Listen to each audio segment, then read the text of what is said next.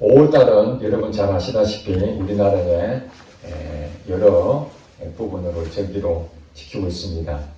5월 5일은 어린이날이죠. 5월 8일은 어버이날이고 5월 15일은 또 스승의 날이죠. 5월 21일은 무슨 날일까요? 부부의 날입니다. 아직 부부가 안 돼봐서 모르죠. 부부가 됐다고 해서 그날 지키는 사람 별로 없는 것 같아요. 금년부터 좀 지켰으면 좋겠다 생각이 듭니다. 그래서 한 달, 5월달은 전체적으로 가정의 달이다. 그래서 사람들이 가정의 소중함을 이 5월 한 달 동안 우리가 경험하고 또 이런 좋은 행사를 통해서 되새겨졌으면 좋겠다 생각이 드는데, 또 한편으로는 그런 얘기도 합니다. 돈 나갈 때가 많다. 그런 얘기도 합니다.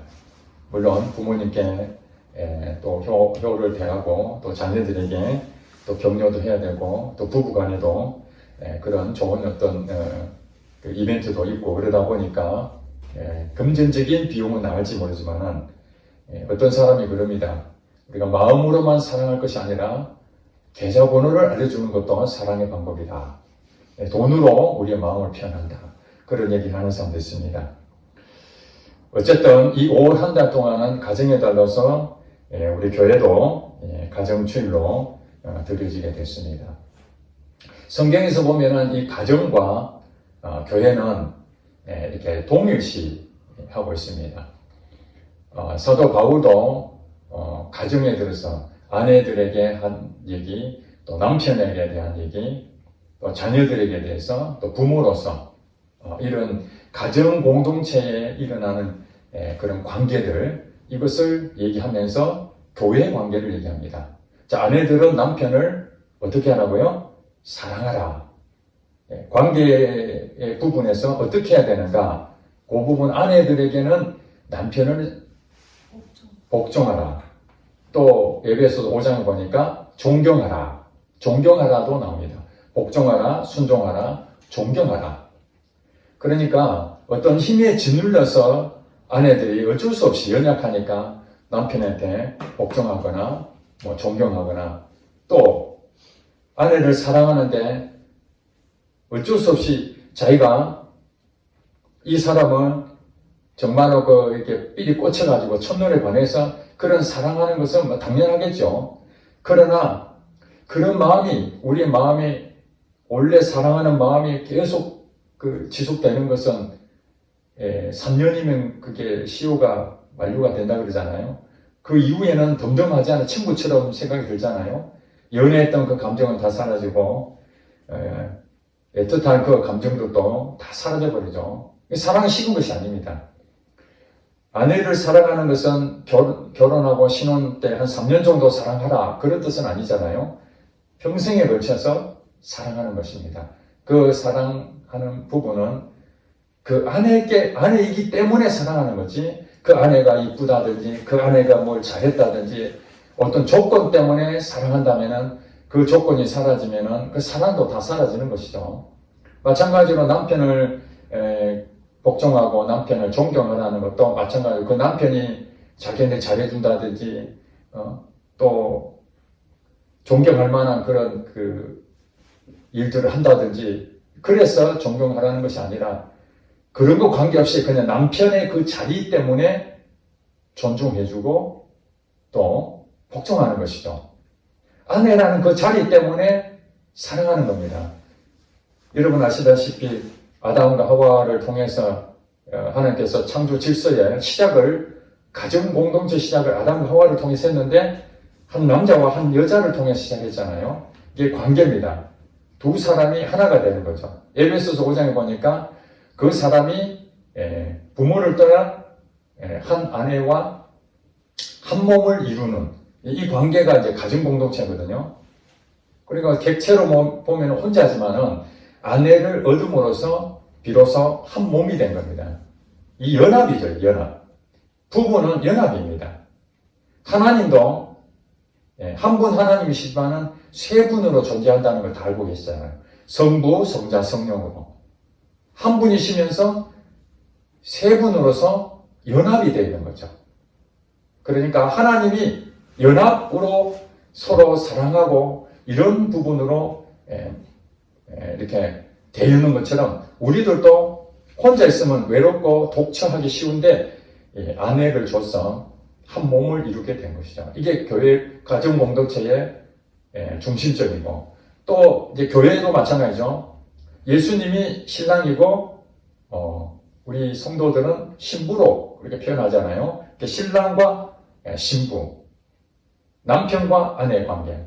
그래서 예수님은 우리를 아내처럼 무한정 사랑하는 겁니다. 마찬가지로 우리는 남편 대신 예수 그리스도를 존중하고 존경하고 또 복종하고 이런 관계라는 거예요. 이게 이제 사도 바울이 우리에게 이 비밀이 크도다. 그렇다는 얘기는 하나님하고의 우리의 관계가 어떤 때는 친구 관계일 수도 있지만은 또 주인과 종의 관계, 또 한편으로는 신랑과 신부의 관계로 그렇게 표현되지 않습니까? 하나님께서는 우리 사람에게 관계라는 부분들을 설정해 주셨는데, 그것은 하나님과의 우리 인간의 관계를 이미 벌써 그것을 먼저 하셨기 때문에, 가정 공동체가 먼저 시작된 것이 아니라 하나님과의 우리 관계가 먼저 시작된 것을 가지고 그 다음에 우리 가정 공동체가 만들어졌다는 것입니다. 그것을 이 사도 바울은 이 비밀이 크도다, 이 비밀을 알게 된 거예요.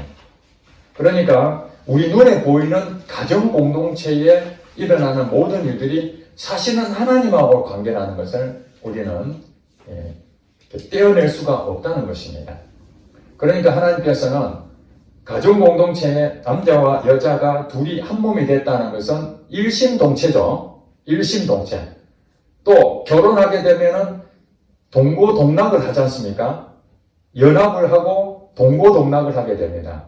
이것을 하나님께서는 어떻게 하셨다고요? 매우 기뻐하셨다는 거예요.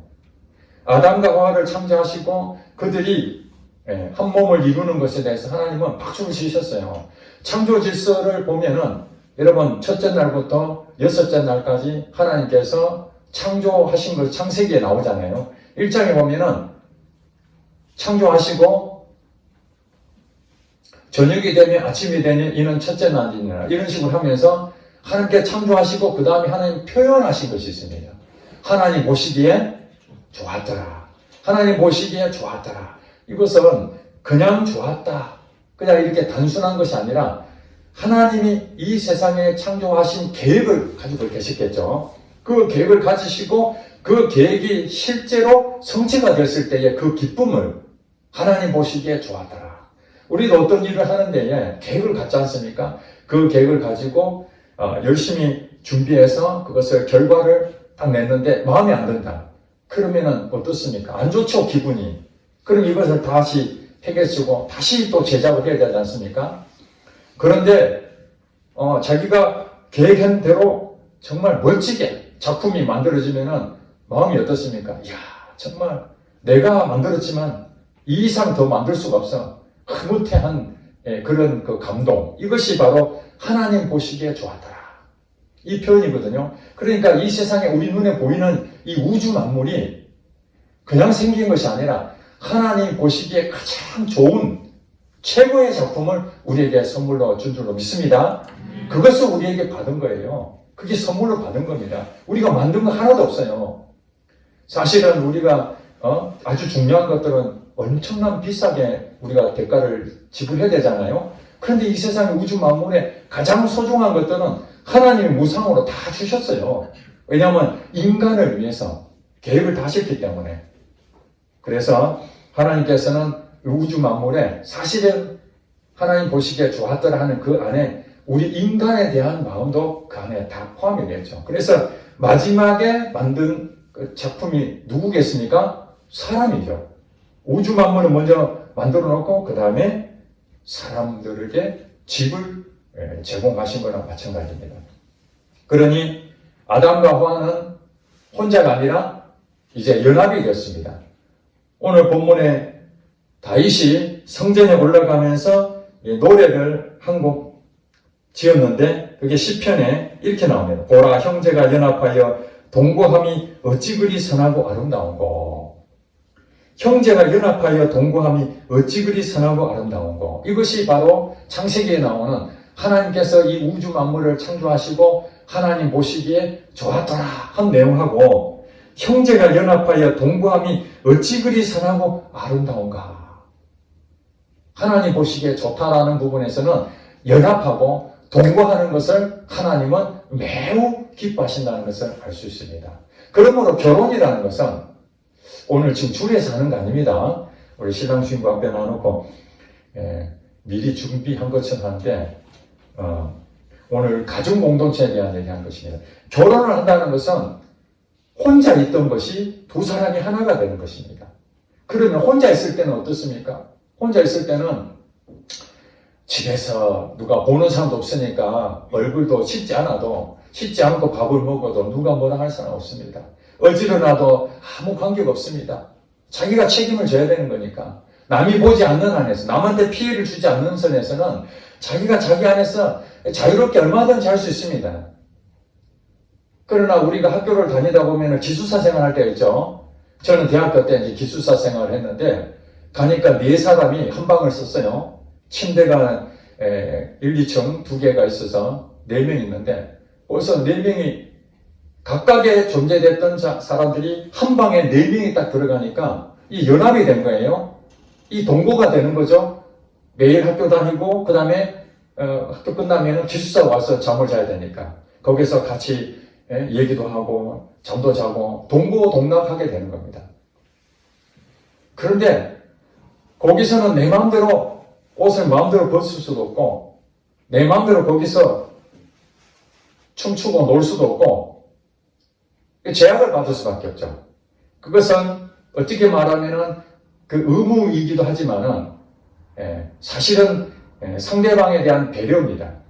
연합이라는 것은 사실은 내 자유를 때로는 무엇이든지 할 수 있지만 그 자유를 제한해야 될 부분이 매우 크다는 것입니다.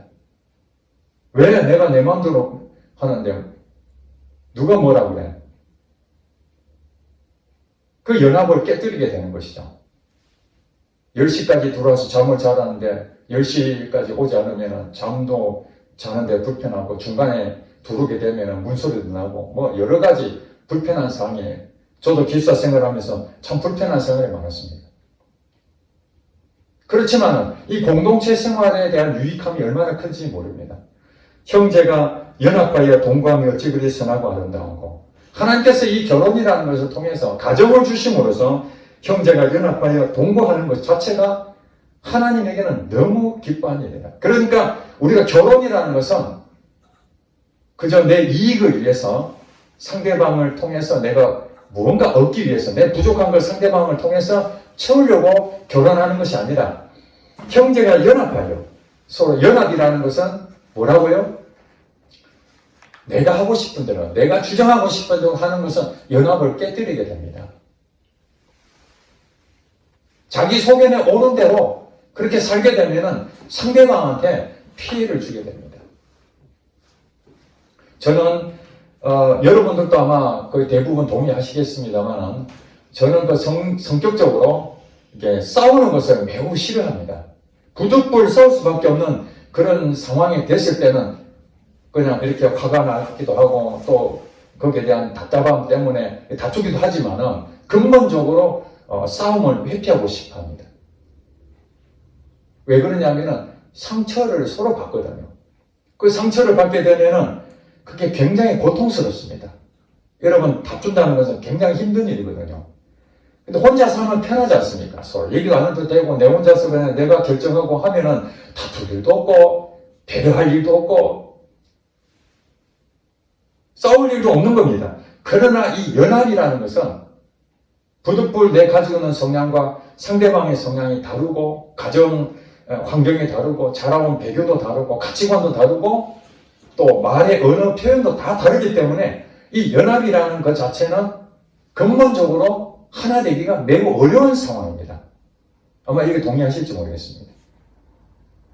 요즘 지금 우리나라의 큰 이슈가 뭐냐면은 분열입니다. 서로가 진영 간에 서로 분열되고 갈등을 하고 또 세대 간에 갈등을 하고 남녀 갈등 보이지 않는 부분에서 계속 갈등이 치열하게 일어나고 있습니다. 그래서 정치인들마다 말로서는 통합하자. 우리는 하나가 돼야 된다. 연합해야 된다. 갈등을 다 씻어버리고 하나가 돼야 됩니다. 라고 주장하지만은 곰곰이 뜯어보면은 내가 말하는 대로 따라오라. 그래서 하나가 되자. 이렇게 말하지. 내가 희생하고 내가 상대방을 배려해서 나의 모든 것을 기득권을 내려놓고 내가 맞추겠다라고 말하는 통합은 여러분 보셨습니까? 그런 사람이야말로 나라의 지도자가 될 자격이 있는 사람이겠죠.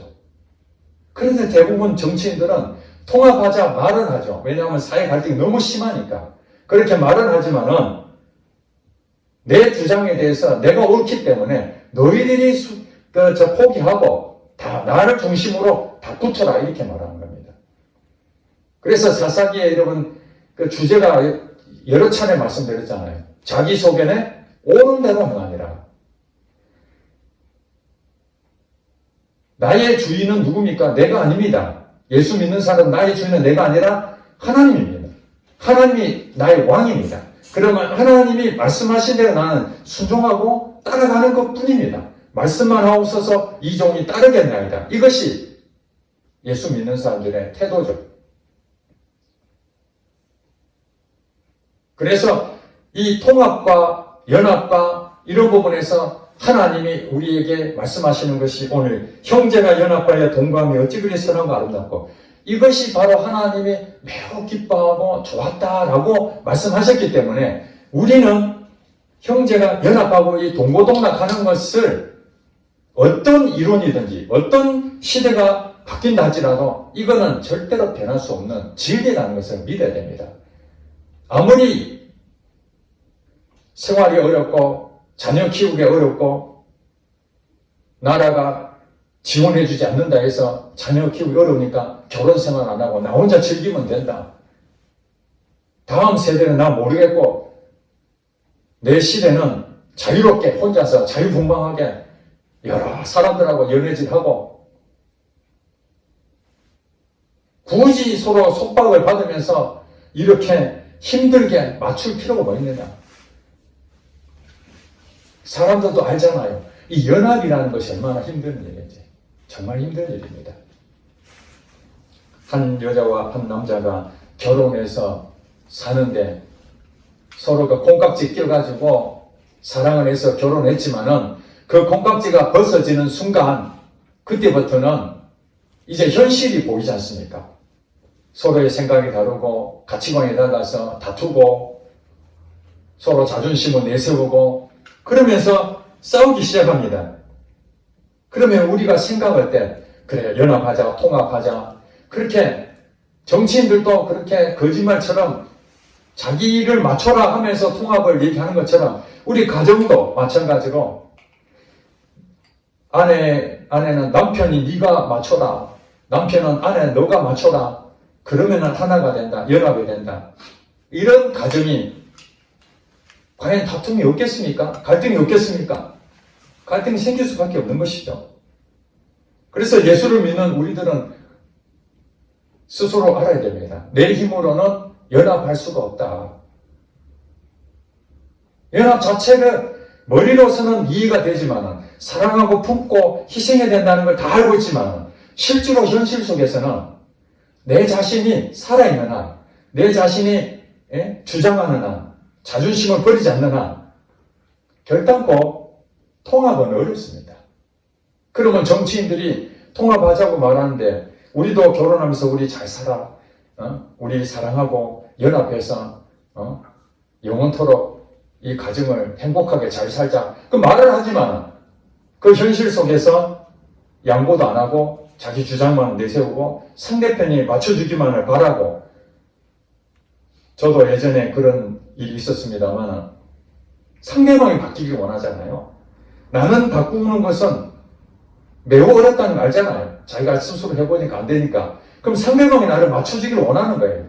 심지어는 기도할 때마다 하나님 저 사람이 바꿔주게 해주세요. 저가 못 살겠습니다. 저 사람 성격이 이런 부분 때문에 내가 너무 힘든데 저 사람 바꿔주세요. 그래서 상대방 바꿔주기를 막 그렇게 기도를 많이 합니다. 그러니까 하나님께서는 거기에 응답을 주시던가요? 제가 기도하는데 그런 응답은 하나도 없습니다. 오히려 기도하면 기도할수록 너가 바뀌어야 된다. 너의 생각을 다 내려놔야 된다. 너의 자존심을 다 내려놔야 된다. 그게 하나님 말씀하시잖아요. 이 연합하여 동거함 자체가 하나님께서는 정말 보시기에 좋고 선하고 아름다운 일인데 이것은 우리 힘으로 연합하고 동거동락해서 행복할 수 있는 것은 없다. 아담과 하와가 죄를 범하기 전에는 이게 가능한 일이었지만은 아담과 하와가 범죄하고 난 뒤부터는 모든 인류는 연합하여 동거하는 이것으로 행복하는 가정은 어려운 일이다. 그러니 우리는 어떻게 해야 됩니까? 예수 그리스도를 바라봐야 합니다. 너희는 이 마음을 품으라 곧 예수 그리스도의 마음이니. 빌립보서 2장 5절 말씀. 너희는 이 마음을 품으라 곧 그리스도 예수의 마음이니. 우리의 마음으로는 내 자신도 변화시킬 수 없는데 어떻게 상대방을 변화시킬 수 있겠습니까? 절대 바꿀 수가 없습니다. 그래서 우리는 내가 잘해야 된다. 그런 어떤 부담 때문에 내가 예수 믿으니까 우리 남편을 잘 맞춰야 된다. 아내를 내가 오늘부터 잘 맞춰야 되겠다. 힘써야 되겠다. 그래서 비유도 맞춰보고 애를 써보지만은 그건 한계가 있습니다. 그거는 기독교에서 말하는 방법이 아닙니다. 자기의 노력으로 상대방을 변화시킬 수 있는 것은 기독교에서 말하는 게 아닙니다. 우리에게는 선한 것이 없다고 이미 단정되어 있기 때문에 우리는 죄인이기 때문에 본성 자체가 사람을 바꿀 수 있는 능력이 우리에게는 없습니다. 상대방을 바꿀 능력이 없을 뿐만 아니라 내 자신도 바꿀 능력이 없습니다. 그러니까 우리가 기도를 하는 거예요. 하나님 앞에. 하나님, 내 자신은 나도 바꿀 수가 없습니다. 나의 연약함이 이거 있습니다. 하나님, 나를 불쌍히 여주세요. 그러면 성령님이 내 안에서 말씀하시죠. 사인을 주시죠. 하게끔 도와주시죠. 가르쳐 주시죠. 그걸 믿고 가는 겁니다. 그래서 오직 의인은 무엇을 산다고요? 믿음으로 산다. 가정을 여러분 지킨다는 것은 이 연합하여 동거하는 것이 하나님께서 선하고 아름다운 것이라고 말씀하셨는데 이것은 다른 것이 없습니다. 내 힘으로 되는 것이 아니라 내 안에서 예수님이 나를 통해서 살아가시는 겁니다. 예수님이 나타나는 겁니다. 나를 통해서 나타나도록 나는 계속해서 내가 죽어버려야 됩니다. 내가 죽어가는 거죠. 그래서 기숙사의 룸메이트에 가더라도 그 몇 사람이든지 거기에 들어가는 순간 이제는 나는 없는 겁니다. 그래서 거기 있는 사람들이 뭘 하자 그러면은 아멘하고 따라가고 그 사람이 말하는 대로 맞춰주고 그 내가 비유로 맞추는 게 아닙니다. 하나님 말씀하신 대로 형제가 연합이 됐으니까 하나가 되는 한 마음이잖아요. 여러분 나와 상대방이 마음이 두 개가 있는데 그것이 같은 마음 이것이 소통이잖아요. 소통이 되면 싸울까요? 아니면은 서로 화해가 될까요? 화해가 되지요. 서로 마음이 나누어지면 두 개가 되면은 이게 갈등이 되고 분열이 됩니다. 우리 마음도 마찬가지입니다. 내 안에서 선을 행하고자 하는 마음, 악한 마음, 이 두 마음이 서로 공존할 때 서로 싸운다고 그러잖아요. 마찬가지로 하나님께서는 마음을 같이하여 한 뜻으로 이걸 말씀하시잖아요. 초대교회는 다양한 사람의 공동체가 교회를 돌았습니다. 서로가 자기 주장합니다. 사도 베드로요. 이거 이렇게 합시다. 여기에 가난한 사람들이 지금 아주 구제도 못 받고 있는데 이거 어떻게 하면 좋겠습니까? 막 온갖 수만 명이 갑자기 예수를 믿겠다 하니까 얼마나 힘들었겠습니까? 조직도 제대로 갖춰지지 않는 그런 초대교회에서 여러 가지 문제가 생기고 또 사도 바울은 이방에 복음을 전하는데 은사가 막 나타나는데 그 은사들도 통제가 안 돼가지고 교회가 굉장히 많이 분열됐습니다.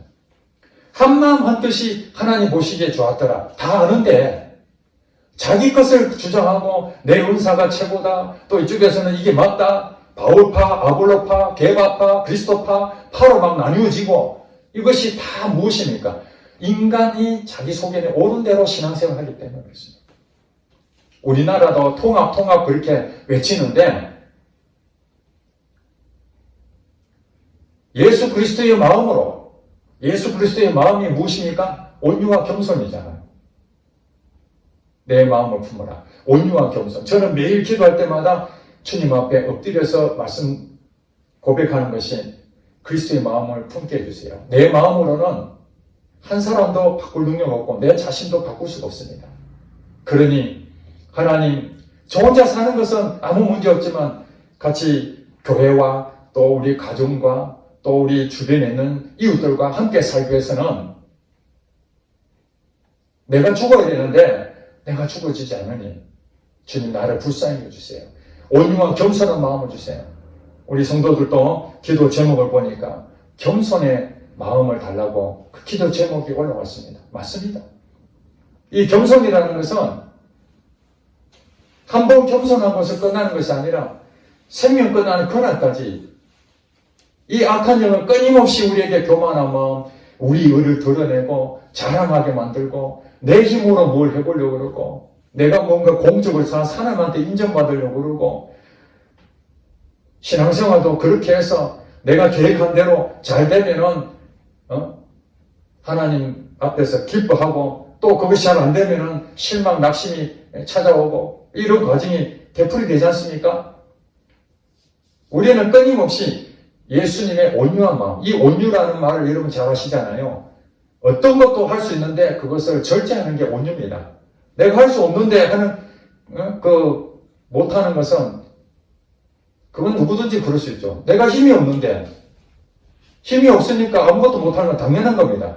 그러나 내가 그것을 할 수 있는 능력을 있는데도 그걸 절제하고 제어하고 그것이 온유 아니겠습니까? 억울한 일을 당했지만은 예수께서는 십자가 달려 돌아가실 때에 그걸 온유한 마음으로 절제하셨습니다. 마음 같아서는 하나님이 피조물에게 핍박을 당하는데 그게 억울한 일이 아니고 무엇이겠습니까? 그럼에도 불구하고 아버지여 저들의 죄를 용서하여 주시옵소서. 저들이 알지도 못했다고.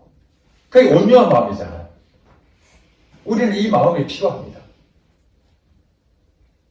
이 사회가 통합이라는 부분에서도 지도자가 자기 한 사람 희생함으로써 자기가 가지고 있는 그 기득권을 다 내려놓음으로써 많은 사람들이 회복하고 갈등이 치유되는 그런 일들을 기대하는데 여러분 많이 듣잖아요. 기득권을 유지하려고 자기 당권을 장악하기 위해서 자기 이익을 위해서 그런 데서 무슨 통합이 되겠습니까? 말로는 통합을 얘기하지만 절대 그건 통합이 될 수 없는 그건 거짓말이잖아요.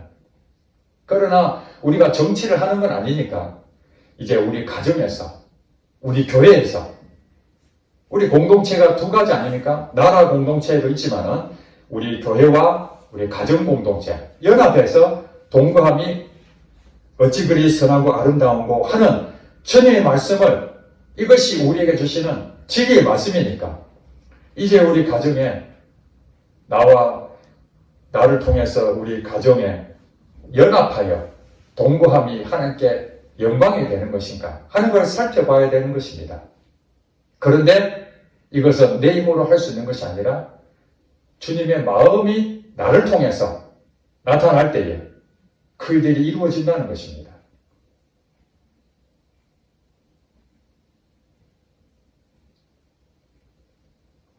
형제가 연합하여 동감이 어찌 그리 선하고 아름다운고 이렇게 말했던 다윗 왕은 여러분 아시다시피 사울 왕에게 쫓김을 당했습니다. 사실은 자기가 왕위를 이어받아야 될 이미 하나님 예정을 했지만 사울 왕이 자기를 계속해서 질투하고 죽이려고 했을 때 억울하지 않겠습니까? 자기가 잘못 행동을 했다면 당연한 대가를 받아야 되겠지만 다윗은 사울의 충복이었고 사울을 위해서 열심히 싸운 것밖에 없습니다. 그런데도 계속 공격을 당하고 여러분 아시다시피 2번이나 죽일 수 있는 기회가 있었는데도 끝까지 죽이지 않았잖아요. 그것이 온유한 겁니다. 다윗이 때로는 음행을 저지르고 살인까지 저지른 우리가 볼 땐 파렴치한 죄를 범하기도 했지만 하나님께서 다윗 왕에게 내 마음이 합한 자다. 내 마음이 합하다는 건 무엇입니까? 보시기에 좋았다. 내가 다윗을 인정한다. 그 다윗이 인정받은 것이 무엇입니까? 자기가 사울왕을 죽일 수도 있는데도 죽이지 않는 것이죠. 그래서 이 다윗에게 하나님께서 사람들을 붙여주셨습니다.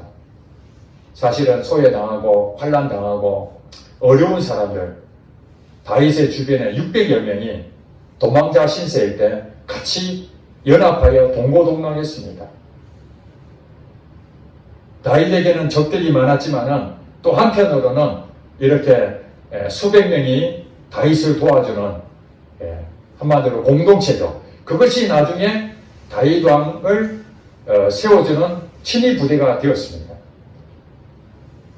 마찬가지입니다. 교회도 목사 혼자서 이 교회를 하나님께서 말씀하신 대로 좌지우지하는 것이 아닙니다. 이 교회 공동체에 여러분들, 우리 성도들이 이곳에 하나님의 뜻에 의해서 이 구미 겨자씨 교회로 보내셨습니다. 선택은 여러분이 하신 것처럼 보이지만 하나님께서 이 교회 공동체에 연합하여 그리고 동거함이 선하고 아름답기 때문에 우리를 이곳에 보내신 줄 믿습니다. 그렇다면 이곳에 나의 것을 주장하고 내 생각을 앞세우고 이렇게 한다면 교회는 하나님 원하시는 그 영광보다는 오히려 하나님 이름을 더럽히고 싸우고 다투고 자기 주장하고 그러면 이 교회 공동체는 깨어지게 되는 것이죠. 상처를 주게 되는 것입니다. 제가 얼마 전에 그 축구 경기를 이렇게 보면서 한 가지 깨달은 것이 있습니다. 여러분 축구 경기를 보면은 그 응원팀 있잖아요. 두 팀이 이렇게 경기하면은 응원하는데 자기가 응원하는 팀이 결정적인 골을 한 골 딱 넣었을 때에 그 화면에 잡혀있는 그 모습을 보면요. 언제 기회가 되면 한번 보시기 바랍니다. 골이 들어가는 순간 골 넣는 선수들과 그 주변에 있는 사람들이 환호를 저지르고 또 세레모니까지 하는데 그 뒤에 관중석을 보면요. 골을 넣은 같은 팀은 함성을 지르는데 그 표정은요. 압권입니다. 얼마나 기쁜지. 골이 들어가기 전에는 그냥 가만히 있던 사람이 그 골이 딱 들어가는 순간적으로 몸을 일으키면서 얼굴에는 기쁨이 가득하고 옆에 있는 사람은 껴안기도 하고 막 손을 막 이렇게 환호를 하고 그 관중들의 이것이 바로 연합하여 동거함이라고 그런 느낌이 오는 거예요. 연합하여 동거하는 한 팀이죠. 자기가 응원하는 것이 같은 마음으로. 만약에 우리 팀이 지기를 바랬던 사람이라면은 우리 팀이 골을 넣었을 때 환호를 하겠습니까? 왜 골을 넣었나? 져버리지. 그렇게 생각할 것입니다. 그러나 우리 팀이 이기기를 간절히 바랬던 같은 마음을 가졌던 이 연합하고 동거했던 이 사람들 마음이 그 골이 들어가는 순간 그 표정이 엄청난 기쁨으로 표현이 되는 거예요. 우리 가정도 마찬가지죠. 이 가정도 나하고는 관계없지 않은 우리 가족이 무언가 정말 너무 좋은 일을 했을 때에 두 손 불끈 쥐고 마치 내가 그것을 경험한 것처럼 그렇게 느껴진다. 그것이 바로 연합하고 동거하는 모습이 아니겠습니까? 반대로 골을 먹었던 그 팀에 있는 사람들은 선수들도 풀이 푹 주고 있고 그 관중들은 환호한 사람 아무도 없잖아요. 전부 다 낙담한 그 표정을 보세요. 자기 팀이 지고 있었을 때에 같은 마음으로 애달픈 마음으로 다시 회복하기를 바라는 그 간절한 마음이 거기에 다 담겨 있잖아요. 그걸 보면서 이것이 원팀이구나. 이게 한마음이구나. 연합이라는 것을 왜 하나님 그렇게 좋아하실까? 우리 예수 믿는 사람들은 우리 구미 겨자씨 교회 공동체를 통해서 우리가 하나님을 영광을 돌리고 하나님의 기뻐하는 일을 할 때에 서로 싸우지 아니하고 내 자존심 있는데도 예수 그리스도를 통해서 그 자존심을 다 내려놓고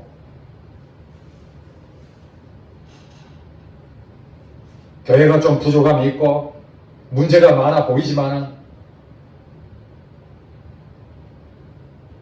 서로 자기 생각에 옳고 그렇게 주장하게 되면은 아무리 교회를 할지라도 서로 생각이 다른 사람께 부딪히면은 다툼이 생길 수밖에 없는 거 아니겠습니까? 그걸 누가 좋아하겠습니까? 사단이 좋아하죠. 사단은 깨뜨리는 겁니다. 분열하는 겁니다. 통합을 반대하는 겁니다. 그래서 교회가 자꾸 싸우고 분쟁하는 것은 하나님의 뜻이 아니죠. 하나님 마음이 가슴이 찢어지는 것입니다. 반대로 가정이 모두가 다 완벽해서 하나가 되겠습니까? 그저 하나님께서 우리 가정을 주셨으니까 감사하는 마음으로 부족해도 나도 부족한데 저 사람도 실수할 수 있지, 나도 실수했는데 상대방도 다 이해해주는데 상대방도 나를 이해해주고 이러면서 한평생 살아가는 것이죠. 내가 양보하면은 상대방, 내가 10번 하면 상대방 1번 하기 때문에 우리가 볼 때는 기울어진 것처럼 느껴질지 모르지만은 그건 하나님 다 하시니까 그저 하나님께 맡기고 가정 공동체, 교회 공동체 주신 것에 감사하면서 오늘도 연합하여 동거하며 어찌 그리 선하고 아름다운가 하신 이 말씀 한마디를 여러분 기도 제목 삼으시기 바랍니다. 그 기도 제목을 가지고 남편을 위해서, 아내를 위해서, 자녀를 위해서, 또 내 친구들을 위해서, 우리 직장을 위해서, 우리 교회를 위해서, 나 때문에 상대방의 피해를 당하지 않고 나 때문에 상대방이 상처를 당하지 않도록 내가 그들을 맞추려고 애를 쓰는 것이 아니라 하나님 방법으로 예수 그리스도의 마음을 구하고 그 예수 그리스도가 내 안에 들어오셔서 그 마음을 주셔서 그대로 이루어질 때에 열매가 나타나게 될 것입니다.